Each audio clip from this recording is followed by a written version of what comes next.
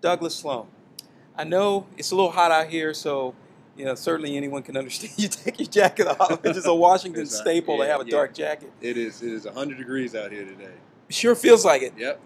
It sure feels like I met you in this building, which is a Sumner School. That's and right. It's well known right here in the corner of 17th and M Street Northwest. That's right. The great significance here because it's been the birthplace of so many great political conversations. And so you've been all over the city, and this is one place where you are well represented. You got a chance to meet a lot of people and let folks know what you're doing. That's right. So I just thought it would be appropriate that you and I met. We're going to go over and talk at the Mayflower in just a few minutes. That's right. But what's really important for people to know is that you are now #1 on the ballot to compete with our highly esteemed Representative Eleanor Holmes Norton for the congressional district race is coming up in September. Yeah, for delegate to Congress. Yeah. Yes. Just drew the #1 ballot position.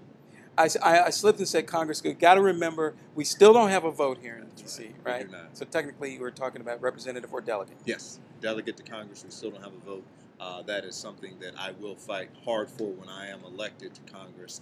I really think it's time that we actually focus on getting full representation, not just one vote, which she has been a big advocate for the last 18 to 20 years, but for statehood. There's no reason why the citizens of the District of Columbia should pay our share of federal taxes, fight and die in foreign land, serve on federal juries, and not share all the same rights, liberties, and privileges of every other American.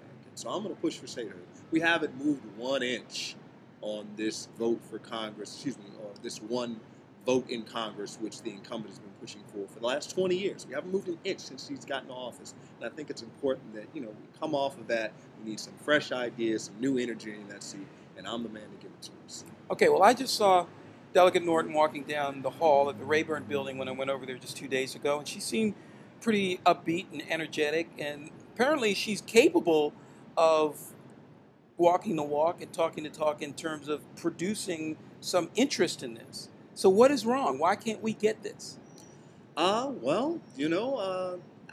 gotta tell you, she just has not been successful in gaining a vote. She has just not been able to move the ball forward. In the 20 years that she's been there, we have not moved 1 inch. And I gotta tell you, we just have come through a very positive period as far as, our democratic process, as far as being Democrats.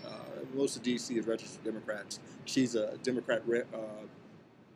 She is a registered Democrat that represents us on Capitol Hill, and we have a Democratic president that is sympathetic with our cause, being on record as saying that we deserve voting rights. We had supermajorities in both the House and the Senate, filibuster-proof supermajorities in which Republicans could not filibuster if they wanted to, and she still couldn't get a voting rights bill through.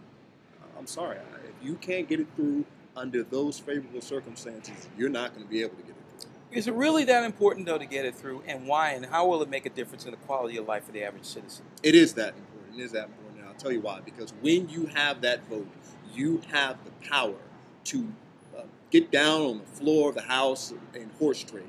You now have the power to demand certain rights in your district. The District of Columbia is the district that she represents and I'm going to represent. So as far as levying a commuter tax, as far as making sure that we have all the same rights and privileges as other Americans, as far as being sure that we're not taken advantage of by other voting congressmen in the House, it is very important and it will make a difference in the quality of life. I can give you an example. I can give you numerous examples. Well, I want to hear a good one, though. I'll give you one example.